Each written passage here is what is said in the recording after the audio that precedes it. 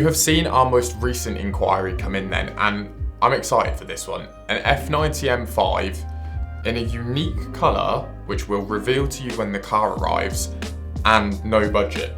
It sounds great, doesn't it? We've got one key goal with this though. It needs to be a unique build. It needs to use influences from what the customer's seen that we've done before. So I've got a couple of good ideas, but also have its own take. And I think I know exactly what we should do with this one. So let's jump onto the website, let's spec up this build, and then we can get everything ordered and logistics in place, ready for when the car arrives with us.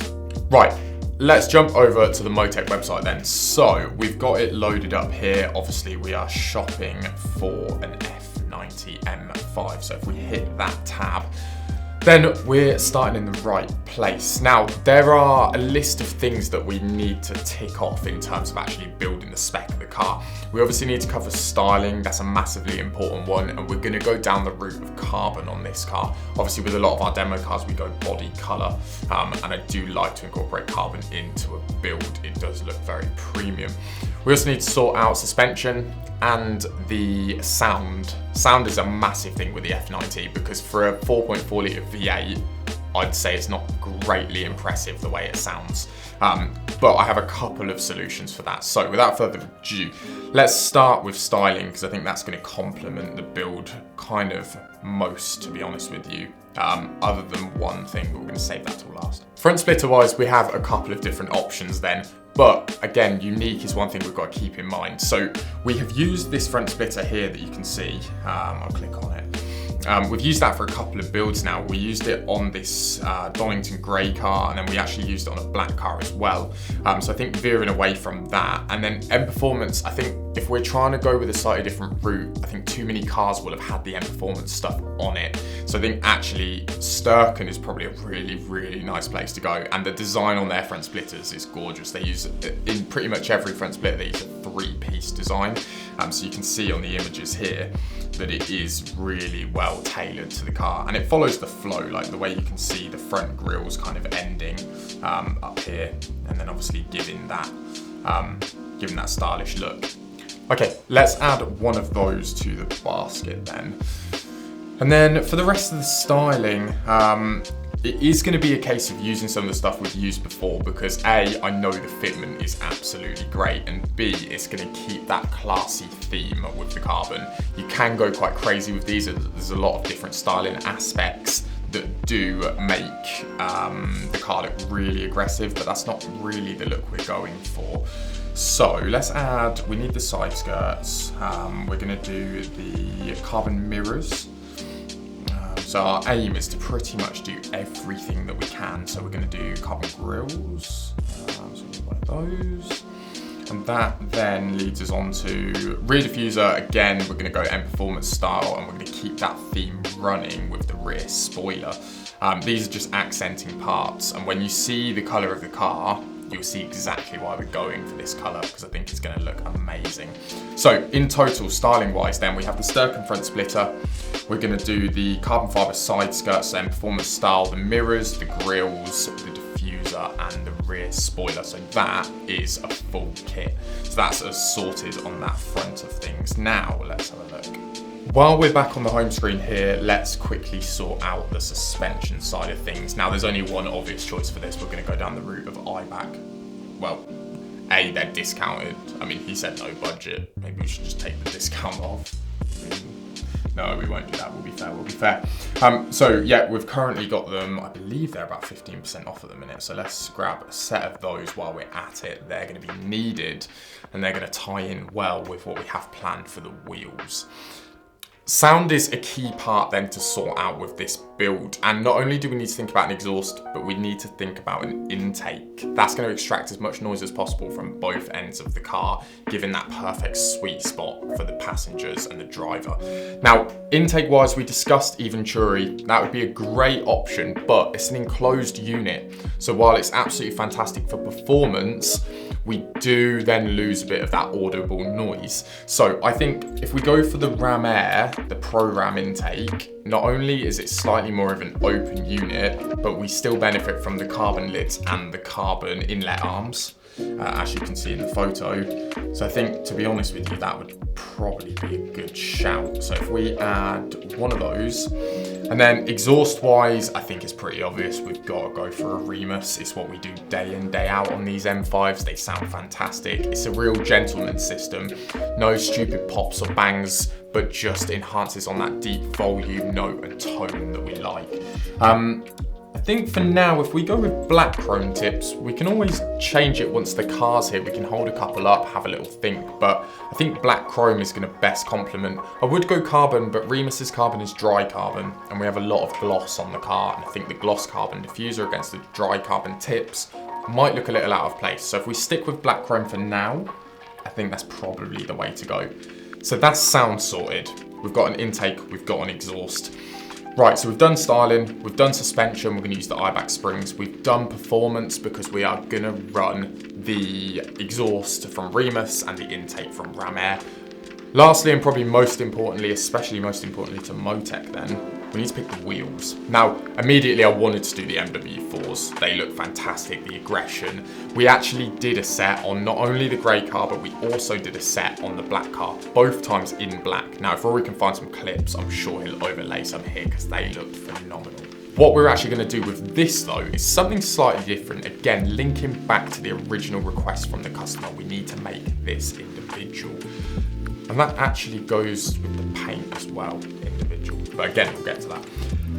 MWX. Now this is our widest variety of fitments. Therefore, we have the ability to customize these as much as we want. So we can do these for the F90. And I think that multi-spoke wheel against that slightly larger saloon car will look great. They look great on an M3 G80, on an M3 Touring as well.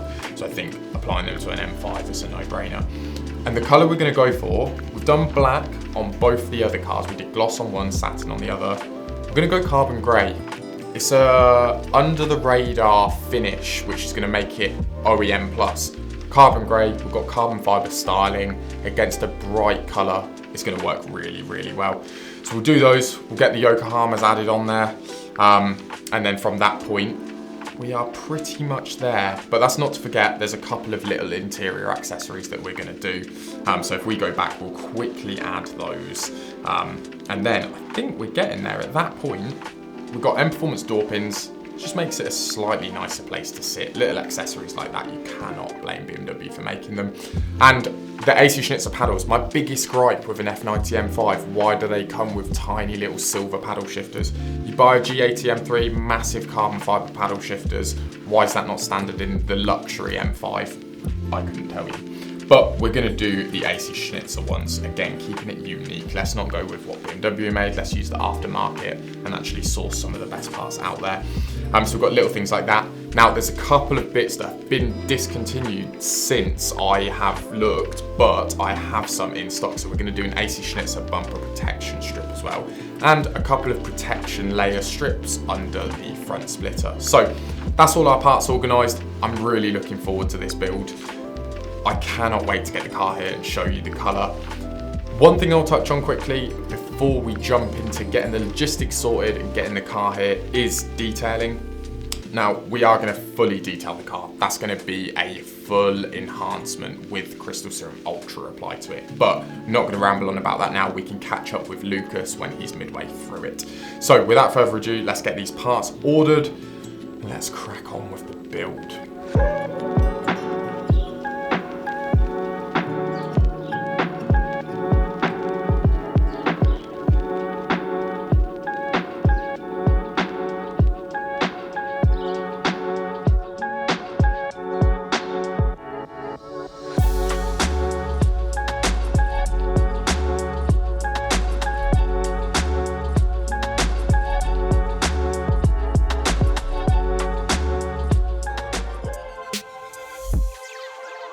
Okay, we are a couple of weeks forward now and the car has finally arrived.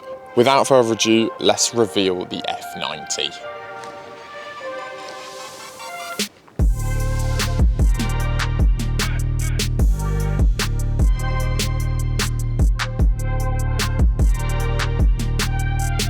Right, the M5 then, it is finally here. And the colour, the all important aspect that we didn't mention, Riviera blue. What a colour to put on an M5. Now we've seen this on an M3, we had it in the detailing bay a couple of weeks ago, so we know the colour, we know what it's like to detail, and we know how well this is going to come out.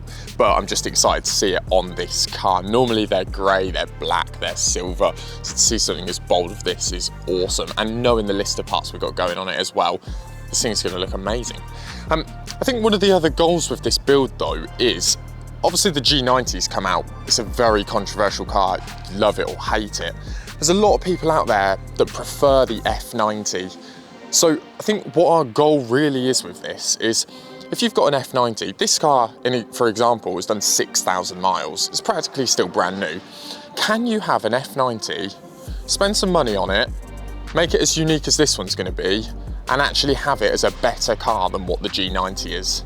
So let's get it in the workshop and let's have a look at that point.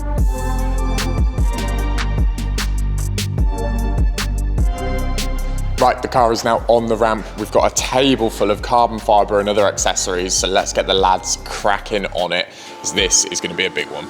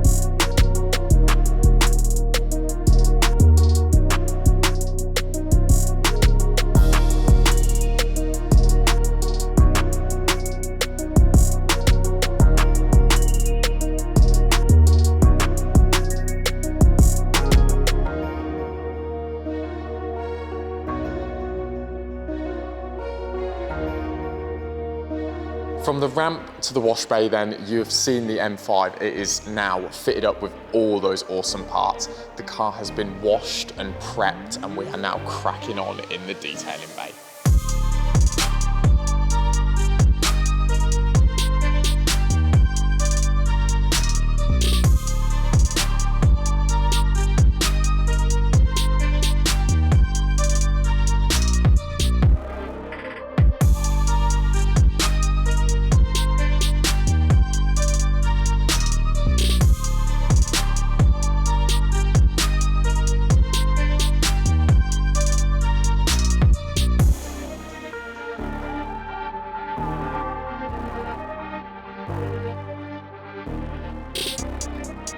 So the M5 is finished in the workshop and finished in the detailing bay, and the end result is stunning. I absolutely love it. That Sturcon front splitter is gorgeous. Easily the nicest, cleanest design out there for these cars. It looks phenomenal. Also fits really, really nicely. Overall, I'm really happy with how the cars come out. Sounds much better with the Remus and the intake.